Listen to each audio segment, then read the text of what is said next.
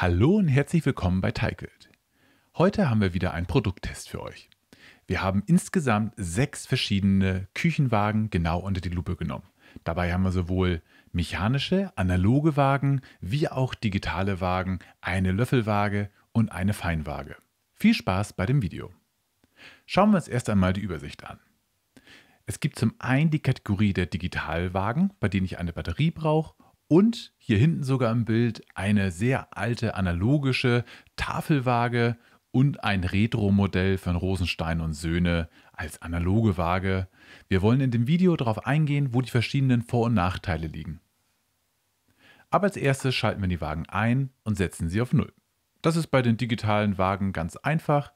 Sie machen es mit dem Einschalten automatisch oder ich habe noch einmal einen Knopf zum Tarieren. Bei den analogen Wagen muss ich hier einmal das Rad drehen, beziehungsweise bei der Tafelwaage, auf die wir jetzt gar nicht mehr weiter eingehen wollen, müsste man Gewichte entsprechend der Schüssel platzieren. Hat man das einmal gemacht, kann das Wiegen auch schon starten. Als erstes haben wir hier Eichgewichte und legen dort 100 Gramm drauf.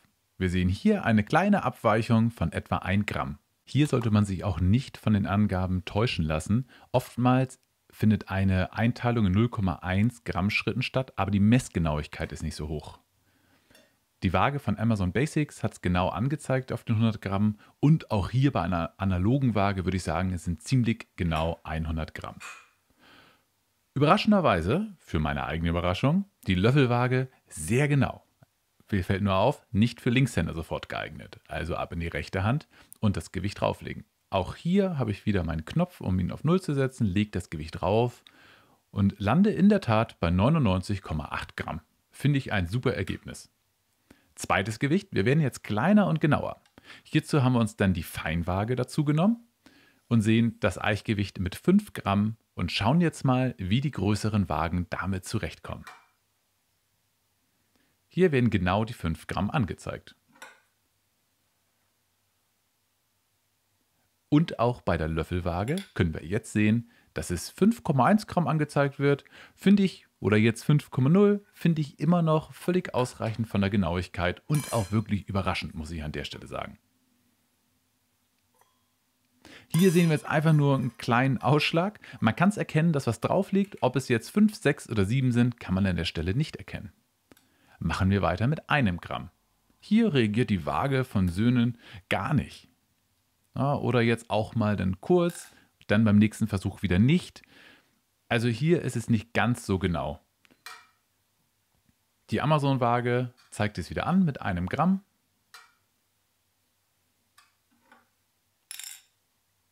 Und die Löffelwaage überrascht mich schon wieder. Hier haben wir eine 0,9 gesehen.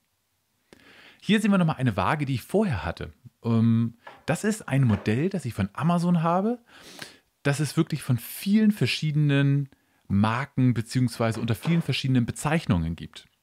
Die setze ich jetzt schon seit 2 Jahren ein. Sie hat alle Messergebnisse wirklich genau angezeigt, außer bei dem 1 Gramm, da streikte die Waage ebenfalls. Alle Modelle habe ich auch noch einmal in der Videobeschreibung für euch verlinkt. Als nächstes wollten wir jetzt bald doch eine Schüssel raufstellen und einfach schauen, wie sicher steht das Ganze. Und hier bei der Waage mit der Glasbeschichtung habe ich auch extra nochmal die Schüssel ein bisschen fallen lassen, einfach um zu sehen, ob sie zerkratzt oder kaputt geht. Tut sie nicht, wirkt auch insgesamt sehr stabil und die Schüssel steht sehr gut drauf.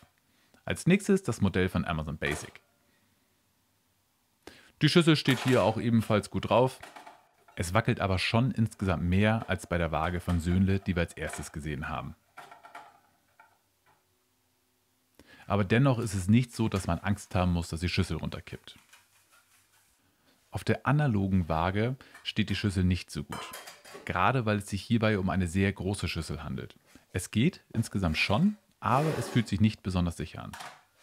Bei dem, ich nenne es mal Klassiker von Amazon, die es wirklich unter sehr, sehr vielen Namen gibt, steht die Schüssel wirklich ohne Probleme drauf und nichts wackelt entsprechend.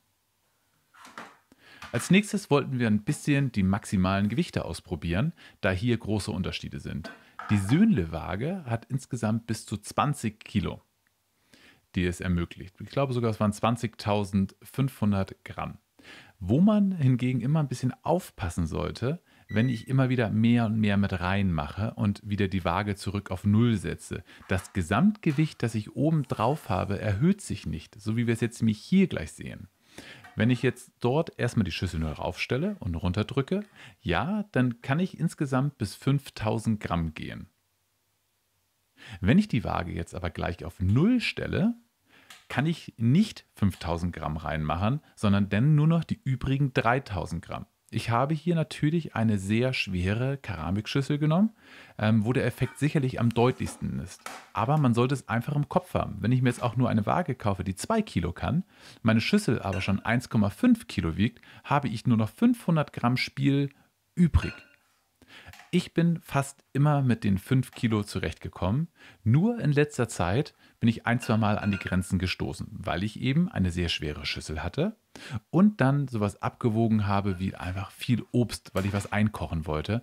Dann war es einfach schon oftmals an der Grenze. Hier sehen wir den Effekt auch entsprechend.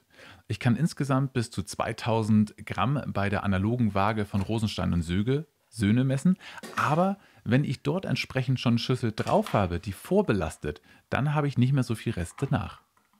Hier sehen wir jetzt die Feinwaage, die sehr, sehr genau misst, zeigt es auch auf eine 2 Kommastellen genau an, aber ich habe insgesamt nur 200 Gramm Belastung. Und wenn ich dort jetzt ab und zu mal ein Glas raufgestellt habe, um zum Beispiel Hefe abzuwiegen, dann habe ich schnell die Grenze erreicht, weil ein Glas kann schon gerne mal 180 bis 250 Gramm wiegen.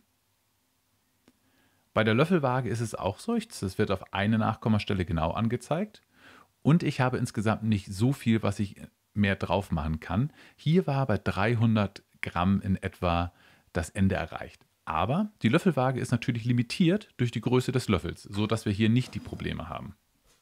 Kommen wir nun zu meinem Fazit. Die digitale Waage von Söhne gefällt mir besonders gut, weil ich bis zu 20 Kilo damit wiegen kann. Sie ist robust und steht sehr sicher. Dafür ist sie vom Preisverhältnis aber auch sehr weit oben. Die Amazon Basics Waage und die lilafarbene Digitalwaage haben einen sehr guten Job gemacht. Hier kann ich aber nur bis zu 5 Kilo raufstellen, was man im Kopf haben sollte. Dafür sind die Modelle sehr preiswert. Hinten die Tafelwaage, die wir nicht speziell vorgestellt haben, und die analoge Waage. Fasse ich jetzt mal zusammen. Sie sehen sehr gut aus, in der Bedienung sind sie aber nicht so komfortabel. Wenn ich aber eine analoge Waage haben möchte, kann ich durchaus zu der von Rosenstein und Söhne greifen. Die Messergebnisse sind gut, sie macht einen soliden Eindruck und wenn ich jetzt Kuchen backe, reicht die Genauigkeit auf jeden Fall aus.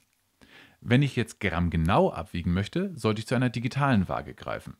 Ich behalte mir noch vor, die Feinwaage einfach mit dazu zu nehmen, denn wenn ich zum Beispiel einen Pizzateig mache, brauche ich 0,5 Gramm Hefe. Das könnte ich mit einer normalen digitalen Waage nicht abwiegen. Von daher brauche ich für mich 2 Küchenwagen, eine digitale und die Feinwaage. Ich hoffe, dir hat das Video gefallen. Lass uns gerne ein Abo da, dann verpasst du keine weiteren Videos von uns. Bis zum nächsten Mal.